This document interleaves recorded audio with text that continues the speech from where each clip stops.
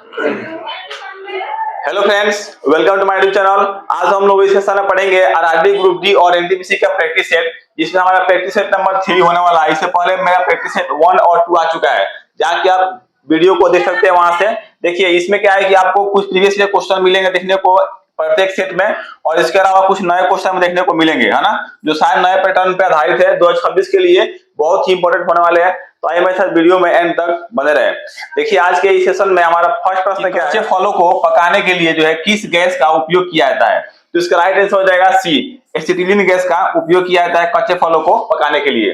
देखिए, एसिटिलीन जो है ना गैस, ये कैसे निकलता है? देखिए, आप देखे होंगे ना, जब वेल्डिंग मारता है ना कोई वेल्डर, वेल्डिंग मारता है जो, है ना, जो वेल्डिंग का जो फॉग होता है ना, जो उसमें से धुआं निकलता है, वो एसिटिलीन गैस का उदाहरण है। इसके अलावा क्या होता है? CaC2, है ना, इसको बोलते हैं क्या? Calcium carbide. इसको क्या बोलते हैं? Calcium carbide.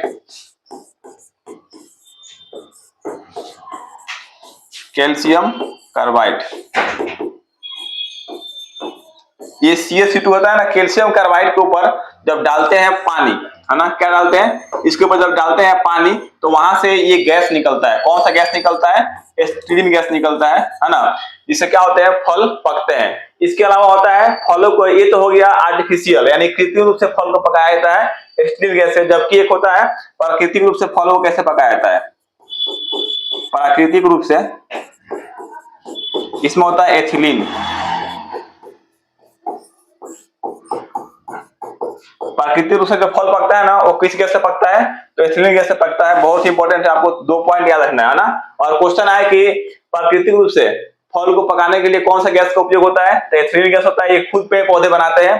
जबकि कृत्रिम रूप से यानी आर्टिफिशियल रूप से फल को पकाने के लिए किस गैस का प्रयोग किया जाता है? तो एसिटिलीन गैस, है ना। ये दोनों गैस बहुत ही इंपॉर्टेंट है। देखिए, नेक्स्ट क्वेश्चन है, अगला प्रश्न है कि विश्व में जो है सबसे कम वर्षा वाला क्षेत्र कौन सा है? तो इसका राइट आंसर क्या हो जाएगा? सबसे कम वर्षा वाला क्षेत्र है अफ्रीका महाद्वीप का सहारा मरुस्थल, है ना, जहां पे सबसे कम वर्षा होता है ना। और भारत में पूछ रहे कि भारत में सबसे कम वर्षा कहां पे होता है? तो लेह होता है लद्दाख में, है ना। लद्दाख का राजधानी कहां है? लेह है, लद्दाख में होता है सबसे कम वर्षा भारत में, है ना। इसको याद रखना है। जबकि आगे प्रश्न आता है कि थार मरुस्थल कहां पे है? तो भारत में, है ना, जो राजस्थान में। देखिए, थार जो मरुस्थल है ना, थार मरुस्थल का कुछ भाग कहां पे? तो पाकिस्तान में भी पड़ता है कुछ भाग थार मरुस्थल का, है ना। इसको याद रखना है, पाकिस्तान में पड़ता है, ये राजस्थान का हिस्सा है। और यहाँ से राजस्थान में थार मरुस्थल है और आधा पाकिस्तान में भी है ना। और जो पाकिस्तान में जो थार मरुस्थल है, उसको थार नहीं बोलते हैं, सब क्या बोलते हैं? चोलिस्तान बोलता है, चोलिस्तान, है ना। तो क्वेश्चन आता है कि पाकिस्तान में थार मरुस्थल के हिस्सा को क्या बोलते हैं? चोलिस्तान बोलते हैं। जो कि भारत में क्या नाम जाना जाता है? थार के नाम से जाना जाता है। इसको याद रखना है, यहाँ से प्रश्न एग्जाम में आता है। और देखिए, यहाँ पर लिखा है गोबी मरुस्थल, यही बहुत इंपॉर्टेंट है। ये क्या है? Gobi desert. तो ये जो है ना, चीन प्लस मंगोलिया के सीमा पे है, याद रखना है, चीन प्लस मंगोलिया के सीमा पे है। कौन सा मरुस्थल? गोबी मरुस्थल, इसको याद रखना है। देखिए, अगला प्रश्न है कि बजट शब्द का शाब्दिक अर्थ जो है क्या होता है ना। याद रखना है, बजट शब्द का शाब्दिक अर्थ होता है चमड़े का थैला, है ना, बहुत इंपॉर्टेंट है, याद रखना है। देखिए, भारत में अभी जो बजट पेश करते हैं, और भारत में वित्त मंत्री कौन है? याद रखना है, निर्मला सीतारमण है, जो पूर्णकालिक महिला है। जबकि भारत में प्रथम महिला कौन थी जो वित्त मंत्री बनी थी? तो इंदिरा गांधी। जबकि दूसरी महिला कौन सी है? तो निर्मला सीतारमण है। जबकि इंदिरा गांधी अपना कार्यकाल पूरा नहीं कर पाई थी 5 साल, लेकिन जो वित्त मंत्री अभी प्रेजेंट टाइम में है निर्मला सीतारमण, वो अपना कार्यकाल पूरा कर चुकी है ना। उनका दूसरा या तीसरा कार्यकाल चल रहा है ना। तो याद रखना है कि भारत की पहली पूर्णकालिक महिला वित्त मंत्री कौन बनी है? तो निर्मला सीतारमण। अब पहली महिला बात करें वित्त मंत्री कौन बनी थी? तो इंदिरा गांधी बनी थी, उसको याद रखना है। देखिए, अगला प्रश्न है कि विटामिन ए जो है किसके लिए अच्छा होता है ना। तो विटामिन ए जो है ना, याद रखना है, विटामिन ए जो है आंखों के लिए बहुत ही अच्छा माना जाता है, विटामिन ए, है ना। जबकि हड्डियों के लिए कौन सा विटामिन चाहिए? तो हड्डियों के लिए चाहिए विटामिन डी, है ना। इसके अलावा आता है त्वचा के लिए कौन सा विटामिन चाहिए? तो त्वचा के लिए चाहिए विटामिन सी। कौन चाहिए? विटामिन सी चाहिए, है ना, जो आंवला में खट्टे फलों में मिलता है ना। और दांत के लिए कौन सा विटामिन चाहिए? तो इसके लिए भी विटामिन सी चाहिए, है ना। यानी हड्डी के लिए प्लस दांत के लिए विटामिन डी, सी बोल रहा हूं। कौन सा विटामिन डी चाहिए, यहाँ पे याद रखना है इसको, है ना। देखिए, आता है कि विटामिन ए खोज किसने किया था, है ना। यहाँ से प्रश्न क्या में आते हैं, खोज किसने किया था, विटामिन ए खोज किया था, कौन किया था, फंक ने किया था, है ना। कब किया था, तो 1912 में किया था, याद रखना है ना। 1912 में फंक ने किया था विटामिन ए खोज, जिसमें विटामिन जो है ना, विटामिन कितने प्रकार के होते हैं, A B C D E और के, ये 6 प्रकार के होते हैं विटामिन, है ना। इसमें पूछता है कि कौन सा विटामिन जो है जल में घुलनशील है, याद रखना है, जल में घुलनशील विटामिन होते हैं बी और सी, दो विटामिन है जो जल में घुलते हैं। इसके अलावा वसा में कौन सा विटामिन घुलते हैं, है ना, फैट में, तो फैट में घुलते हैं ए डी ई और के, ये 4 विटामिन है ए डी ई के जो वसा में घुलते हैं, और 2 विटामिन है बी और सी, ये जल में घुलनशील विटामिन है, बहुत ही इंपॉर्टेंट है, याद रखना है। देखिए अगला प्रश्न है कि सूची 1 को सूची 2 से सम्मिलित कीजिए और नीचे दिए गए कूट का प्रयोग करके सही उत्तर का चयन कीजिए, है ना। कौन सा सूची किसके लिए सुटेबल होगा, तो देखिए संविधान संशोधन का बात करें तो इसका उल्लेख किया गया है अनुच्छेद किसमें, 68 में किया गया है ना। अनुच्छेद 68 जो है ना वो भाग 20 से संबंधित है, याद रखना है ना, जिसके तहत संविधान में संशोधित किया सकता है। देखिए वित्त आयोग का बात करें तो वित्त आयोग जो है अनुच्छेद 280 में है, वित्त आयोग का चर्चा किया गया है। और देखिए वित्तीय आपात का बात करें तो वित्तीय आपात जो है अनुच्छेद 360 से संबंधित है। और बचा चौथा नंबर अखिल भारतीय सेवा, ये अनुच्छेद किससे संबंधित है, अनुच्छेद 312 से संबंधित है। तो फर्स्ट का क्या होगा, ए सॉरी 4 होगा, पहला का 4 होगा, पहला का 4 होगा, किसी में नहीं है, ऑप्शन नंबर बी जाएगा। दूसरा क्या होगा, दूसरा का बी का 3 नंबर होगा, और सी का 1 होगा, जबकि डी का 2 होगा, है ना, याद रखना है इसको। देखिए अगला प्रश्न है कि राज्यसभा के 1/3 सदस्यों के लिए चुनाव कब होता है, याद रखना है। तो हर 2 साल पे होता है राज्यसभा के 1/3 सदस्यों के लिए चुनाव, है ना। हर 2 साल पे जो है 1/3 सदस्य वहां पे बदले जाते हैं। देखिए अभी देखिए प्रेजेंट टाइम में केंद्रीय मंत्रिमंडल में 1/3 सदस्य बदले गए, जिस कारण क्या हुआ, बिहार के मुख्यमंत्री नीतीश कुमार मतलब राज्यसभा के सदस्य बनने के लिए अपना वहां पे कुर्सी को छोड़ दिया, है ना, बिहार में, याद रखना है इसको। देखिए नेक्स्ट क्वेश्चन है कि विश्व एड्स दिवस जो है कब मनाया जाता है ना, बहुत इंपॉर्टेंट है। इसका राइट आंसर होगा प्रत्येक वर्ष जो है विश्व एड्स दिवस 1 दिसंबर को मनाया जाता है ना। जबकि 5 जून को क्या मनाया जाता है, तो विश्व पर्यावरण दिवस मनाया जाता है, याद रखना है, विश्व पर्यावरण दिवस मनाया जाता है 5 जून को। इसके अलावा आता है 10 अक्टूबर को क्या मनाया जाता है, और 15 अगस्त को क्या मनाया जाता है। तो 15 अगस्त को हम लोग स्वतंत्रता दिवस के रूप में मनाते हैं प्रत्येक वर्ष, है ना। जबकि 10 अक्टूबर को विश्व मानसिक स्वास्थ्य दिवस के रूप में मनाते हैं, ना। 10 अक्टूबर विश्व मानसिक स्वास्थ्य दिवस, विश्व मानसिक स्वास्थ्य दिवस के रूप में मनाते हैं, ना। देखिए इसके अलावा आपको कुछ इंपॉर्टेंट दिवस दे रहे हैं, जहां से आपको स्क्रीनशॉट इसका ले लेना है या फिर याद कर लेना है ना, इसको ध्यान रखना है। ये बहुत ही इंपॉर्टेंट सारे दिवस है ना। जैसे लिखा है 22 जनवरी को राष्ट्रीय युवा दिवस मनाते हैं, है ना, स्वामी विवेकानंद के जन्म दिवस पे। अगला है कि 15 जनवरी भारतीय सेना दिवस, 26 जनवरी गणतंत्रता दिवस, 28 फरवरी राष्ट्रीय विज्ञान दिवस के रूप में मनाते हैं प्रत्येक वर्ष, 8 मार्च अंतर्राष्ट्रीय महिला दिवस, 15 मार्च विश्व उपभोक्ता अधिकार दिवस के रूप में मनाते हैं, जबकि 22 मार्च विश्व जल दिवस, है ना, 7 अप्रैल विश्व स्वास्थ्य दिवस, और 22 अप्रैल को पृथ्वी दिवस के रूप में मनाते हैं। इसके अलावा 1 मई को अंतर्राष्ट्रीय श्रमिक दिवस, है ना, यानी मजदूर दिवस या लेबर डे के रूप में मनाते हैं प्रत्येक वर्ष 1 मई को, है ना। इसके अलावा 31 मई को विश्व तंबाकू निषेध दिवस, 5 जून को विश्व पर्यावरण दिवस अभी बताए थे, 21 जून अंतर्राष्ट्रीय योग दिवस के रूप में मनाते हैं, जो बहुत ही इंपॉर्टेंट है ना, याद रखना है। अगला प्रश्न है कि 11 जुलाई को प्रत्येक वर्ष हम लोग विश्व जनसंख्या दिवस के रूप में मनाते हैं। इसके अलावा 15 अगस्त को पता ही है स्वतंत्रता दिवस, और 5 सितंबर शिक्षक दिवस, है ना, डॉक्टर सर्वपल्ली राधाकृष्णन के जन्मदिन पे। और अगला है 8 सितंबर अंतर्राष्ट्रीय साक्षरता दिवस। इसके अलावा 14 सितंबर हिंदी दिवस के रूप में मनाते हैं, है ना। अगला है कि 2 अक्टूबर गांधी जयंती, गांधी का जन्म हुआ था 2 अक्टूबर 1869 को। अगला है 8 अक्टूबर को भारतीय वायुसेना दिवस के रूप में मनाते हैं। इसका आप लोग स्क्रीनशॉट ले लीजिएगा, बहुत इंपॉर्टेंट है, यहाँ से जहां प्रश्न आते रहते हैं। देखिए अगला प्रश्न है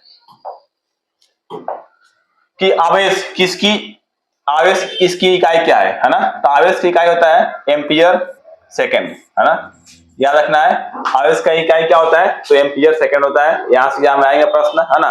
आई इक्वल टू होता है क्यू बाई टी, है ना, यानी विद्युत धारा आई इक्वल टू क्या होता है, q by t. I equal to q by t, है ना। आई इक्वल टू क्या होता है और क्यू इक्वल टू क्या होता है, टी इक्वल टू क्या होता है। तो आई इक्वल टू होता है विद्युत धारा, है ना, जबकि क्यू इक्वल टू होता है आवेश और टी इक्वल टू होता है टाइम, है ना। इसको याद रखना है। आई इक्वल टू विद्युत धारा, है ना, आई इक्वल टू विद्युत धारा, क्यू इक्वल टू आवेश चार्ज और टी इक्वल टू टाइम होता है समय, है ना, याद रखना है। तो आवेश का इकाई क्या है, एम्पियर सेकंड है ना। देखिए नेक्स्ट क्वेश्चन है कि फलीदार पौधे की जड़ों में कौन सा बैक्टीरिया जो है पाया जाता है। तो इसका राइट आंसर क्या हो जाएगा, बी, राइजोबियम पाया जाता है फलीदार पौधों की जड़ों में, है ना, याद रखना है, बहुत इंपॉर्टेंट है। देखिए अगला प्रश्न है कि आयरन की कमी से कौन सा रोग होता है ना।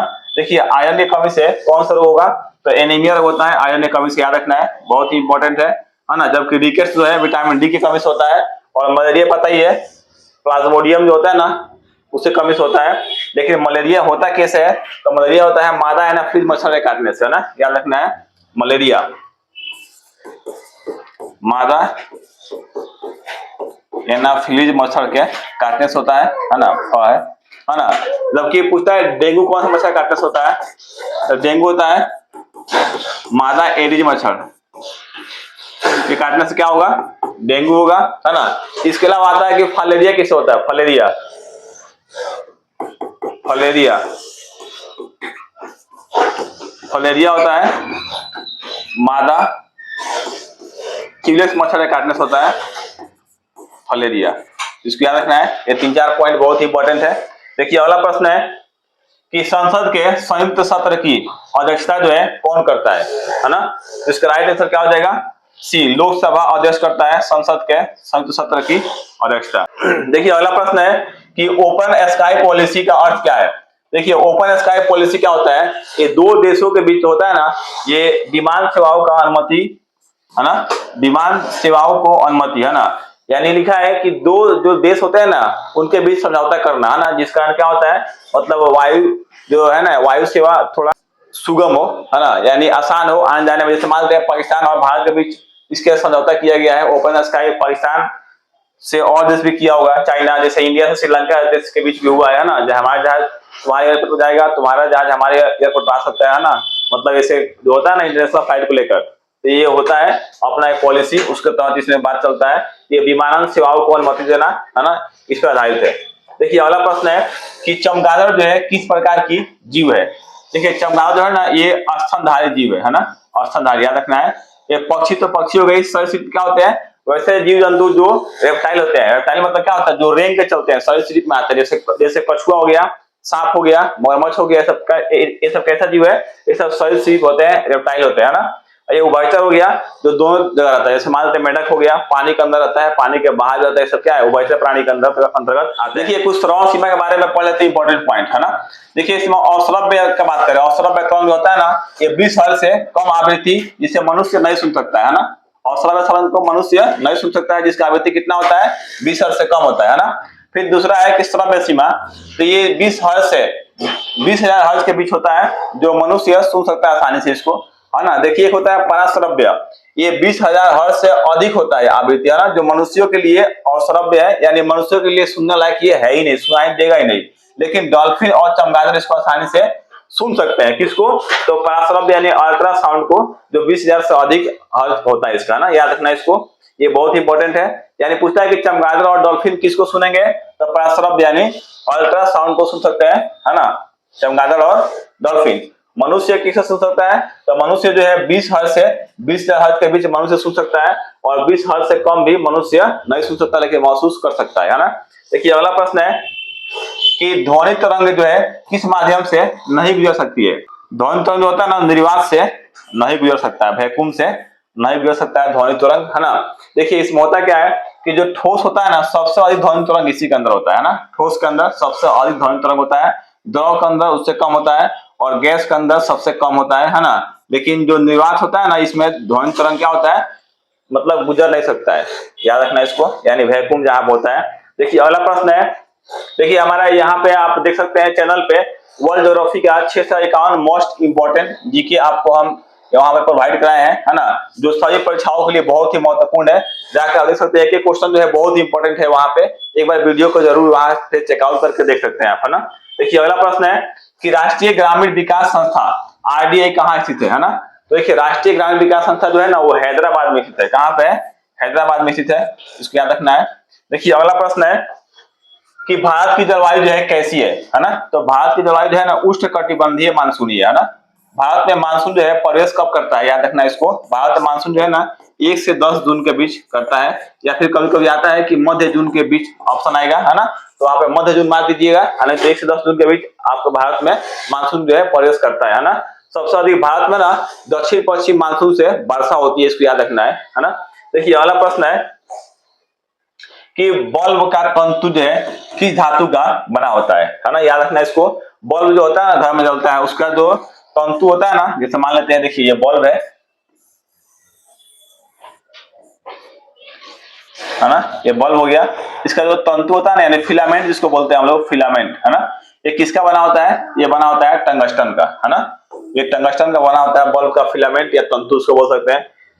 देखिए अगला प्रश्न है कि खून की कमी जो है किससे दर्शाई जाती है ना, खून की कमी। इसका राइट आंसर हो जाएगा बी, हीमोग्लोबिन से खून की कमी जो है दर्शाई जाती है ना, बहुत इंपॉर्टेंट है। देखिए हीमोग्लोबिन का काम क्या होता है? रक्त का रंग लाल होता है, याद रखना इसको। ये क्या होता है? ऑक्सीजन के साथ मिलकर पूरे शरीर तक पहुंचने का क्या काम करता है हीमोग्लोबिन, है ना, याद रखना इसको। देखिए नेक्स्ट क्वेश्चन है कि रक्तचाप जो है मापने के लिए, है ना, कौन सा यंत्र प्रयोग होता है? इसका राइट आंसर क्या हो जाएगा?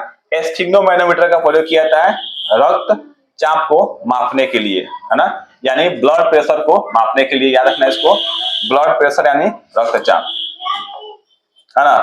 देखिए जब ब्लड प्रेशर मापते हैं ना, बीपी जिसको बोलते हैं, ब्लड प्रेशर बीपी, तो अगर 120/80 है ना आपका ब्लड प्रेशर, तो क्या है? वो नॉर्मल है, बीपी यानी आपका हाई है ना लो है। और एक कम बेस होगा तो हाई लो बोलते हैं, है ना।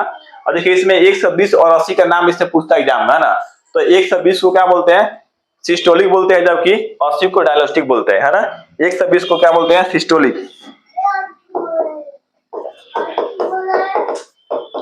सिस्टोलिक, और 80 क्या बोलते हैं? डायलिस्टिक। एग्जाम में आता है ना। 120 को क्या बोलते हैं? तो सिस्टोलिक, और 80 को क्या बोलते हैं? डायलिस्टिक बोलते हैं, है ना। वर्ड मीनिंग इधर उधर हो सकता है, आप इसको देख लीजिएगा ना, बहुत इंपॉर्टेंट है। और थर्मामीटर से क्या मापा जाता है? तो शरीर का तापमान मापा जाता है थर्मामीटर से, है ना। जबकि यहाँ पर आता है बैरोमीटर, है ना। बैरोमीटर से क्या मापा जाता है? तो उससे मापा जाता है वायुमंडलीय दाब, है ना। क्या मापा जाता है?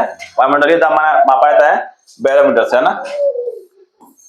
बैरोमीटर से वायुमंडलीय दाब मापा जाता है, वायुमंडलीय दाब मापा जाता है ना। जबकि हाइड्रोमीटर से क्या मापा जाता है? एग्जाम यहाँ से प्रश्न आते हैं कि हाइड्रोमीटर से क्या मापा जाता है? तो उसके मापा जाता है द्रव का घनत्व, है ना, याद रखना है। हाइड्रोमीटर से क्या मापा जाएगा? द्रव का घनत्व, द्रव का घनत्व मापा जाता है किससे? हाइड्रोमीटर से, है ना। बहुत इंपॉर्टेंट है, आपको याद रखना है प्रश्न, है ना। देखिए अगला प्रश्न है कि कपास के लिए जो है आदर्श भूमि कौन सी है ना, यानी कपास जो इसमें से किस भूमि पे किया जाता है? तो काली मिट्टी पे किया जाता है कपास की खेती सबसे अधिक, है ना।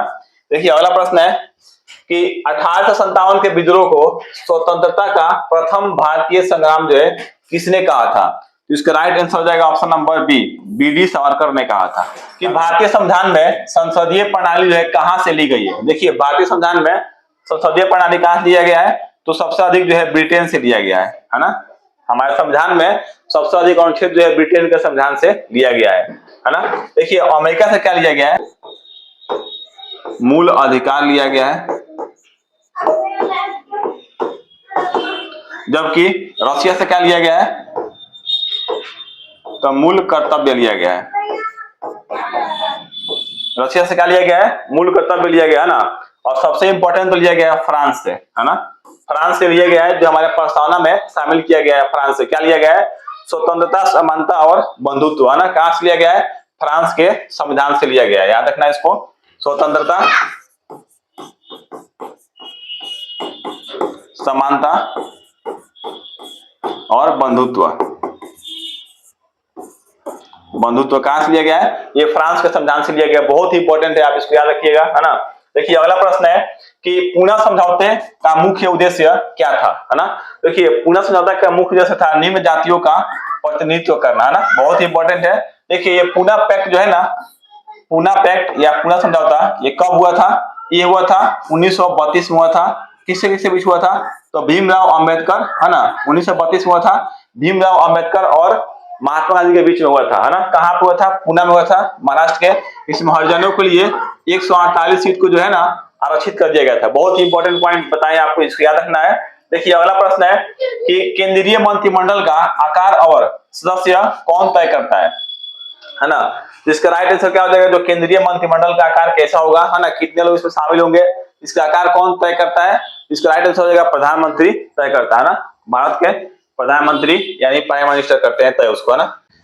कि टेस्ट क्रिकेट में गेंद का वजन जो है कितना होता है? तो इसका राइट आंसर हो जाएगा 5.5 औसत, है ना। ये प्रश्न एग्जाम में पूछा हुआ है, आपको ऐसा लगे कि हम ऐसे ही डाल दिए, ऐसा नहीं है। ये प्रीवियस ईयर क्वेश्चन आप उठाएंगे एनटीपीसी और ग्रुप डी का, तो उसमें पूछा हुआ प्रश्न है, याद रखना है। 5.5 औंस का होता है। देखिए अगला प्रश्न है कि चीन में लाल क्रांति जो है किसके नेतृत्व में हुई, है ना। लाल क्रांति जो है ना चीन में माओ से तुंग के जो है नेतृत्व में हुई थी, है ना। ऑप्शन नंबर क्या होगा? बी होगा, याद रखना है, माओ से तुंग, है ना। देखिए अगला प्रश्न है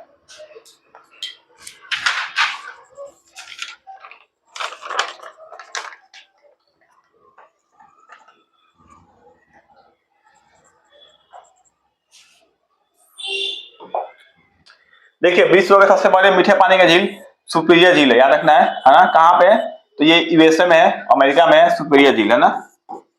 उत्तरी अमेरिका में सुपीरियर झील, है ना। जबकि विक्टोरिया झील की बात करें, ये कहाँ पे? तो ये है विक्टोरिया झील अफ्रीका में, याद रखना है ना।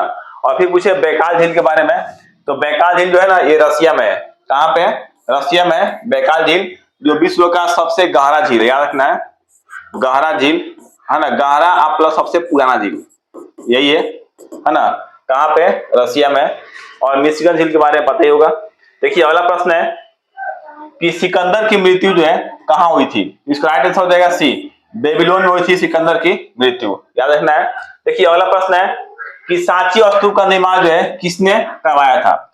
इसका राइट आंसर क्या हो जाएगा? सांची स्तूप कहाँ पे है? तो मध्य प्रदेश में। इसको कराया किसने था? तो अशोक ने कराया था, है ना। अशोक जो है मौर्य वंश का शासक था, तो बहुत इंपॉर्टेंट है। देखिए अगला प्रश्न है कि गुलाम वंश का संस्थापक कौन था? याद रखना है, गुलाम वंश का संस्थापक जो है कुतुबुद्दीन ऐबक था, है ना। कौन था? कुतुबुद्दीन ऐबक था। और इसी का दामाद था कौन? इल्तुतमिश, है ना। कौन था? कुतुबुद्दीन ऐबक का दामाद था इल्तुतमिश। जो पहले कुतुबुद्दीन ऐबक का क्या था? गुलाम था, है ना। यानी इसका नौकर था इल्तुतमिश। और इल्तुतमिश जो है इस लड़की से क्या किया? निकाह कर लिया, यानी मुसलमानों के धर्म के अनुसार निकाह किया, यानी शादी कर लिया। और इल्तुतमिश की लड़की हुई जिसका क्या नाम था? रजिया सुल्तान, रजिया सुल्तान, है ना। रजिया सुल्तान क्या हुई? ये दिल्ली की प्रथम महिला शासिका बनी। इस तरह से, है ना, भारत की प्रथम महिला शासिका बनी तथा भारत की पहली महिला मुस्लिम शासिका बनी थी। कौन? रजिया सुल्तान। किसकी बेटी थी? इल्तुतमिश की। कुतुबुद्दीन ऐबक का कौन था? ये नौकर था, बाद में दामाद बन गया और शादी किया इसकी लड़की से। और इसकी लड़की कौन हुई? रजिया सुल्तान, जिससे क्या बनी? दिल्ली में, दिल्ली का जो है प्रथम महिला शासिका बनी थी। कि पूर्वी घाट और पश्चिमी घाट का जो है मिलन स्थल कौन सा है ना। इसका राइट आंसर क्या हो जाएगा? नीलगिरी, है ना। ये नीलगिरी के पहाड़ जो होता है ना, वो पूर्वी घाट और पश्चिमी घाट का मिलन स्थल होता है। इस देखिए यहाँ पे भारत जो है ना,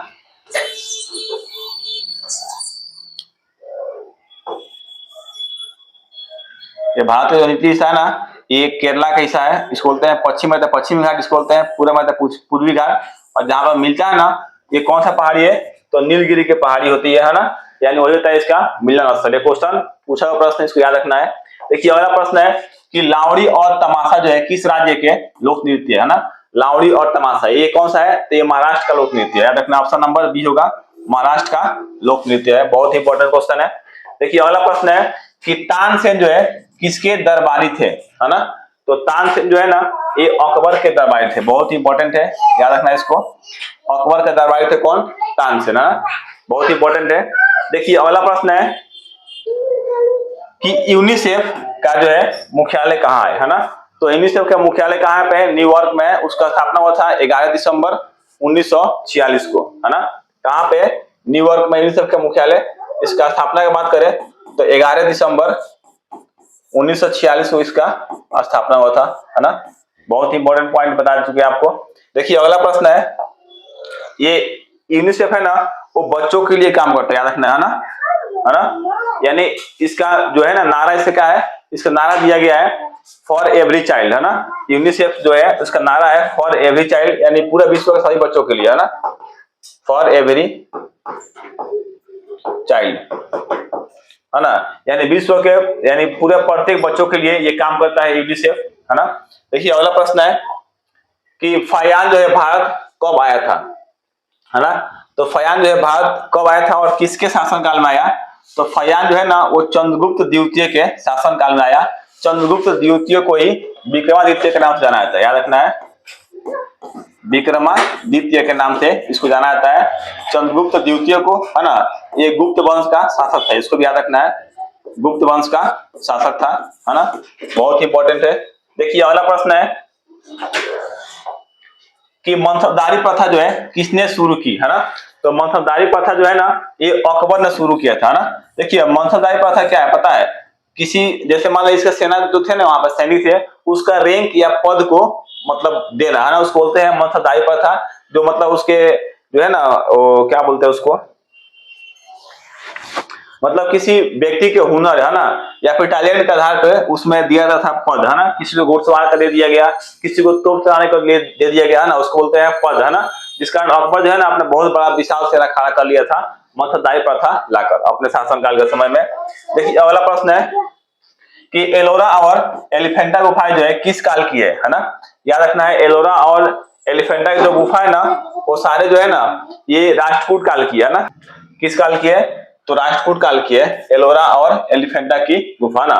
देखिए ये एलोरा और एलिफेंटा गुफा जो है ना ये जो है यूनेस्को में शामिल है ना। तो देखिए एलोरा जो है 1983 में, जबकि एलिफेंटा जो है 1987 में यूनेस्को में शामिल हुआ था ना। एलोरा कब हुआ था? 1983 में, जबकि एलिफेंटा जो है 1987 में, है ना, ये यूनेस्को में शामिल हुआ है। बहुत इंपॉर्टेंट है, इसको याद रखना है। देखिए अगला प्रश्न है कि गुरु जो है तेग बहादुर की हत्या किसने करवाई थी? इसका राइट आंसर हो जाएगा सी, औरंगजेब ने करवाया था गुरु तेग बहादुर का हत्या, है ना, दिल्ली के चांदनी चौक, है ना। आइए देखते हैं कुछ गुरु के बारे में इंपॉर्टेंट पॉइंट्स, है ना, जो अभी तक में जितने भी गुरु हुए थे उसके बारे में इंपॉर्टेंट पॉइंट देखिए आपको दिखा रहा हूँ। देखिए आइए समझते हैं सिख धर्म के 200 गुरु के बारे में, ना। देखिए पहला गुरु कौन थे? तो गुरु नानक थे सिख धर्म के। तो 219 जन्म हुआ, 547 में इनका मृत्यु हुआ। इनको सिख धर्म का संस्थापक माना जाता है ना। दूसरा थे गुरु अंगद देव, है ना, जिन्होंने गुरुमुखी लिपि के रचयिता किया, है ना। तीसरा थे गुरु अमरदास, है ना, जिन्हें लंगर प्रथा को सुदृढ़ किया ना, और आज भी हर गुरुद्वारे में लंगर व्यवस्था चलता है ना, याद रखना इसको।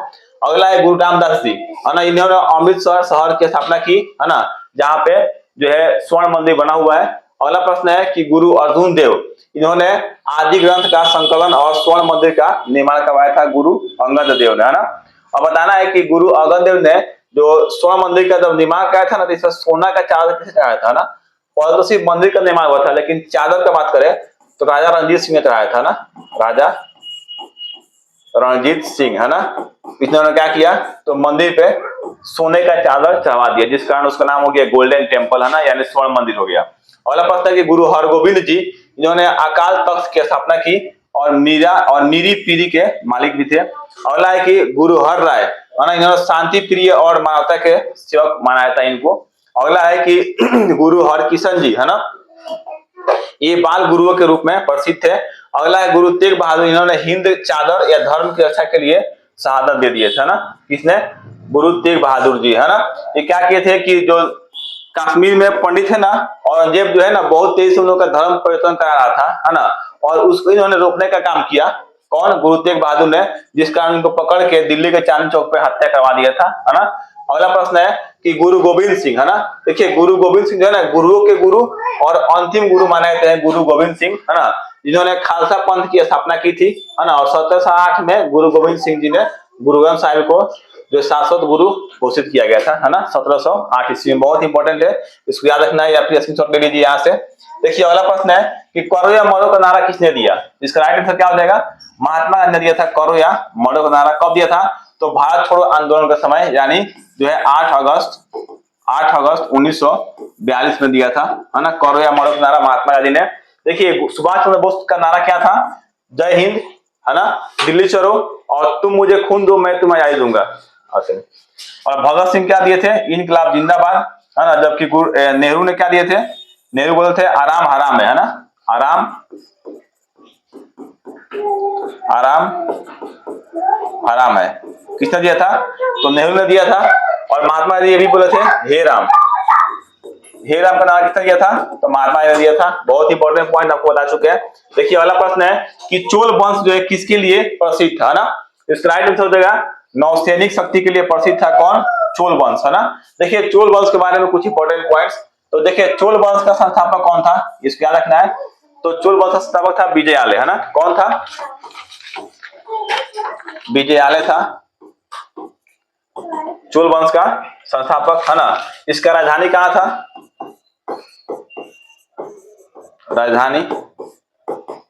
राजधानी था इसका तंजावुर, है ना। तंजावुर इसका राजधानी था। इसको याद रखना है, बहुत ही इंपॉर्टेंट है। देखिए अगला प्रश्न है कि विश्व का सबसे छोटा देश कौन सा है ना।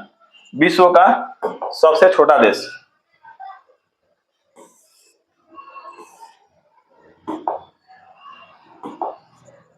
देखिए विश्व का सबसे छोटा देश कौन है? तो इसको याद रखना है वेटिकन सिटी है विश्व का सबसे छोटा देश, है ना। आइए समझते हैं कुछ मतलब विश्व के 7 देश, है ना, क्रम के अनुसार यहां से एग्जाम में प्रश्न आते हैं। तो देखिए विश्व का सबसे बड़ा देश कौन सा है और अपना इंडिया कितना नंबर पाता है? तो देखिए विश्व का सबसे बड़ा देश जो है ना ये रसिया है ना। विश्व में सबसे बड़ा देश कौन सा है? रसिया। देश की बात करें तो कौन सा होगा? रसिया होगा, 1 नंबर पाता है ना। जबकि दूसरे नंबर पर कौन सा आता है? तो कनाडा आता है, याद रखना है। विश्व का दूसरा सबसे बड़ा देश कौन सा है? कनाडा है। और तीसरा का बात करें तो कौन होगा? उत्तरी अमेरिका होगा तीसरा देश विश्व का सबसे बड़ा। और चौथा कौन सा होगा? तो यहाँ पे चीन होगा, है ना। चौथा नंबर पर आता है क्षेत्रफल के अनुसार कौन? चीन, है ना। जबकि 5वां नंबर पर कौन सा आता है? तो 5वां नंबर पर आता है ब्राजील। कौन सा आता है? ब्राजील आता है 5वें नंबर पे। 6ठे नंबर पे कौन आता है? तो ऑस्ट्रेलिया आता है ना, 6ठे नंबर पे। और 7वां पे आता है अपना इंडिया, है ना। 7वें पे कौन आएगा? इंडिया आएगा। इसको याद रखना है। सबसे बड़ा देश कौन सा है? रसिया। दूसरा नंबर कनाडा। तीसरा नंबर उत्तरी अमेरिका। चौथा नंबर कौन आएगा? तो चीन आएगा। 5वां नंबर ब्राजील। 6ठा नंबर ऑस्ट्रेलिया। और 7वां नंबर कौन आएगा? भारत आएगा। याद रखना है, बहुत ही इंपॉर्टेंट है। देखिए अगला प्रश्न है कि लखनऊ से, है ना, पहले अवध की राजधानी कहाँ थी? इसको याद रखना है फैजाबाद था ना। कहाँ पे था? फैजाबाद था। देखिए लखनऊ जो है किस लिए प्रसिद्ध है? एग्जाम में प्रश्न यहाँ से आते हैं कि लखनऊ जो है किस लिए प्रसिद्ध है। इसका राइट आंसर हो जाएगा, देखिए लखनऊ जो है ना ये गोमती नदी के किनारे है ना। लखनऊ जो है गोमती नदी पे बसा है ना। कौन नदी पे? गोमती नदी पे। और लखनऊ को नवाबों का शहर के नाम से जाना जाता है ना। यहाँ से 1857 क्रांति में, 1857 का जब क्रांति हुआ था ना तो कौन भाग लिए थे उसमें? बेगम हजरत महल, है ना। याद रखना है बेगम हजरत महल ने भाग लिया था 1857 क्रांति में। कहां से थे? लखनऊ में, लखनऊ से थे। बहुत ही इंपॉर्टेंट है। देखिए अगला प्रश्न है कि भारत का सबसे बड़ा बाघ अभयारण्य कौन सा है ना। इसका राइट आंसर क्या हो जाएगा? जिम कॉर्बेट है भारत का सबसे बड़ा बाघ अभयारण्य, है ना। कौन सा है? जिम कॉर्बेट है ना, याद रखना है। जबकि रणथंभौर कहाँ पे? ये राजस्थान में। रणथंभौर राजस्थान में, है ना। कान्हा किसली बांधवगढ़ कहाँ पे? ये सब दोनों मध्य प्रदेश में, है ना। कहाँ पे है? मध्य प्रदेश में। और जिम कॉर्बेट कहाँ पे? ये है उत्तराखंड में। जिम कॉर्बेट राष्ट्रीय उद्यान कहाँ पे? उत्तराखंड में। रणथंभौर राजस्थान में राष्ट्रीय उद्यान, है ना। जबकि कान्हा किसली बांधवगढ़ ये तीनों कहाँ पे है? यहाँ पर 2 ही दिया हुआ है। ये दोनों कहाँ पे है? मध्य प्रदेश में, है ना। देखिए अगला प्रश्न है कि इराक की मुद्रा क्या है ना। बहुत इंपॉर्टेंट है। इराक की मुद्रा क्या होगा? दिनार होगा। क्या होगा? दिनार होगा इराक की मुद्रा, है ना। देखिए अगला प्रश्न है कि सरदार सरोवर परियोजना जो है किस राज्य में स्थित है? इसका राइट आंसर हो जाएगा बी, गुजरात में स्थित है। है ना, ये किस नदी पे है, तो नर्मदा नदी पे है, याद रखना इसको, नर्मदा नदी पे, है ना। देखिए नर्मदा नदी जो है ना, ये कहां से निकलती है, तो याद रखना इसको, मध्य प्रदेश में, है ना, एक पहाड़ी है ना। आपको इसे बताना है कमेंट बॉक्स में नाम की पहाड़ी का क्या नाम है। यहाँ से निकलती है 3 नदी, है ना, कितना नदी निकलती है, 3 नदी निकलती है मध्य प्रदेश के इस पहाड़ी से, है ना। कौन कौन सी नदी निकलती है, तो एक नदी निकलती है यहाँ से नर्मदा नदी, जो गुजरात में आके गिर जाती है, कहाँ पे, सॉरी औरंग सागर में आके गिर जाती है ना। एक निकलती है यहाँ से सोन नदी, जो बिहार में आके गंगा नदी से मिल जाती है ना, सोन नदी। और दूसरा निकलती है, तीसरा निकलती है महानदी, जो उड़ीसा से होते हुए जाके गिर जाती है कहाँ पे, बंगाली खाड़ी में, जहां पे विश्व भारत का सबसे लंबा बांध कौन सा है, हीराकुंड बांध है, महानदी पे, है ना। और ये सोन नदी बिहार में गई और नर्मदा नदी कहाँ पे आ गई, गुजरात में आई। आपको बताना है कमेंट बॉक्स में कि पहाड़ी का क्या नाम है जहां से तीनों नदी निकल रही है ना। देखिए अगला प्रश्न है कि प्रथम राजीव गांधी राष्ट्रीय सद्भावना पुरस्कार जो है किसे दिया गया था ना, तो इसका राइट आंसर क्या हो जाएगा, बी, मदर टेरेसा को दिया गया था, बहुत इंपॉर्टेंट है। देखिए अगला प्रश्न है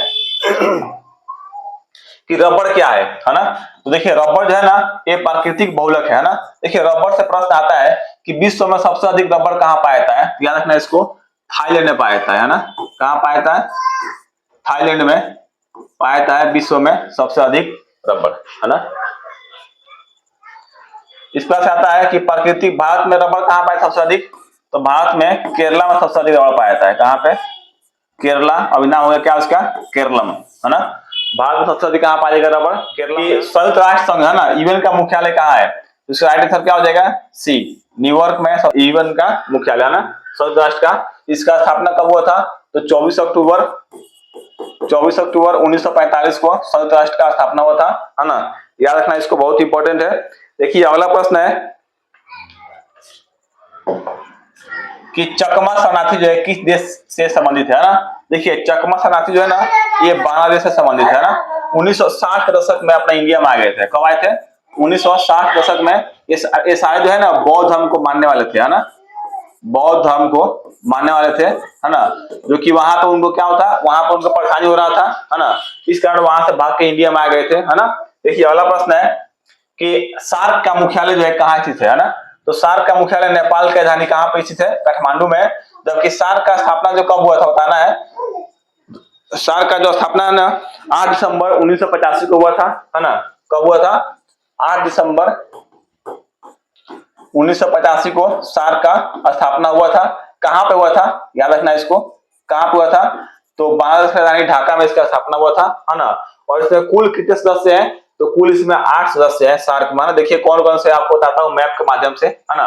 देखिए सबसे नीचे है मालदीव, है ना, पहला। दूसरा है श्रीलंका, तीसरा अपना इंडिया आ गया, है ना, सार्क का ये क्या है, सदस्य है द इंडिया, है ना, सार्क का, सॉरी हाँ सार्क का सदस्य है, पहला, दूसरा, तीसरा। चौथा कौन सा देश है, पाकिस्तान। पांचवा कौन सा देश है, अफगानिस्तान। छठा कौन सा है, नेपाल है ना, छठा कौन सा है, नेपाल है। और सातवां कौन सा है, भूटान है, सातवां भूटान है। आठवां कौन सा है, तो बांग्लादेश है ना। इसको क्या रखना है, ये 8 देश है जो सार्क के सदस्य है। कौन कौन, तो मालदीव, श्रीलंका, भारत, पाकिस्तान, अफगानिस्तान, नेपाल, भूटान, बांग्लादेश, है ना। याद रखना है, बहुत याद करते हैं ट्रिक से, पानी एमबीबीएस या एमबीबीएस पीना, वो सब छोड़ दीजिए, मैप के माध्यम से याद कीजिए, आपको हमेशा के लिए याद रहेगा ना। और वीडियो अच्छा लगे तो चैनल को सब्सक्राइब करके अपने दोस्तों को भी शेयर जरूर करें, है ना। देखिए अगला प्रश्न है कि विद्युत चुंबक बनाने के लिए जो है किस धातु का उपयोग होता है ना, तो इसका राइट आंसर हो जाएगा सी, मृदु लोहा का उपयोग होता है विद्युत चुंबक को बनाने के लिए, है ना। देखिए अगला प्रश्न है कि टी शब्द का संबंध जो है किस खेल से संबंधित है ना। याद रखना है टी खेल जो है ना, ये गोल्फ से संबंधित है ना, किससे संबंधित है, तो गोल्फ खेल से संबंधित है ना। देखिए अगला प्रश्न है कि भारत का संविधान जो है कब लागू हुआ, बहुत इंपॉर्टेंट है। देखिए भारत का संविधान जो है ना, ये 26 जनवरी 1950 को लागू हुआ था। कब हुआ था, तो 26 जनवरी 1950 को लागू हुआ, है ना। जबकि जो है ना भारत का संविधान जो कब अपनाया गया था, इसको बताना है, तो 26 नवंबर 1949 को अपनाया गया था, है ना। जिस कारण हम लोग प्रत्येक वर्ष 26 नवंबर को 26 नवंबर को, है ना, क्या मनाते हैं हम लोग, संविधान दिवस मनाते हैं। याद रखना है संविधान दिवस को मनाते हैं 26 नवंबर को मनाते हैं प्रत्येक वर्ष, है ना। लेकिन अपनाया गया था कब? 26 नवंबर को। लागू कब हुआ था? तो 26 जनवरी 1950 को लागू हो गया था, है ना। और 15 अगस्त को क्या हुआ था? हमारा देश आजाद हो गया था। याद रखना है। देखिए अगला प्रश्न है कि माइक्रोफोन का आविष्कार जो है किसने किया था, है ना। इसका राइट आंसर क्या हो जाएगा? ग्राहम बेल, है ना। याद रखना है, ग्राहम बेल ने माइक्रोफोन का आविष्कार किया था। जबकि थॉमस एल्वा एडिसन ने किसका आविष्कार किया था? तो बल्ब का आविष्कार किया था थॉमस एल्वा एडिसन ने, है ना। न्यूटन ने क्या किया था? गति के 3 नियम दिए थे न्यूटन ने, है ना। फैराडे का बताना आपको कमेंट बॉक्स में, फैराडे ने क्या किया था, है ना। देखिए अगला प्रश्न है कि डायनामाइट में मुख्य रूप से क्या पाया जाता है ना। तो डायनामाइट में मुख्य रूप से नाइट्रोग्लिसरीन पाया जाता है, याद रखना है ना। पूछता है कि डायनामाइट का खोज किसने किया था, है ना। तो अल्फ्रेड नोबेल ने किया था डायनामाइट का खोज, है ना। खोज किसने किया था? खोज किया था अल्फ्रेड नोबेल। अल्फ्रेड नोबेल ने जो है डायनामाइट का खोज किया था ना। कब किया था? तो 1867 में किया था डायनामाइट का खोज। किसने?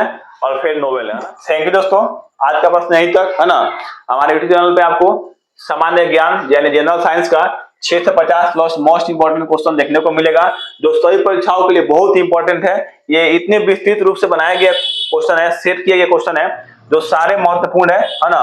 और आप जनरल कॉम्पिटिशन से संबंधित किसी भी एग्जाम का तैयारी कर रहे हैं, बीपीएससी, यूपीएससी, है ना, या फिर स्टेट पुलिस या फिर पीसीएस का, उसके लिए बहुत ही इंपॉर्टेंट होने वाला ये प्रश्न। तो आप जाके एक बार जरूर देखें, हमारे यूट्यूब चैनल पे वीडियो पड़ा हुआ है। धन्यवाद दोस्तों।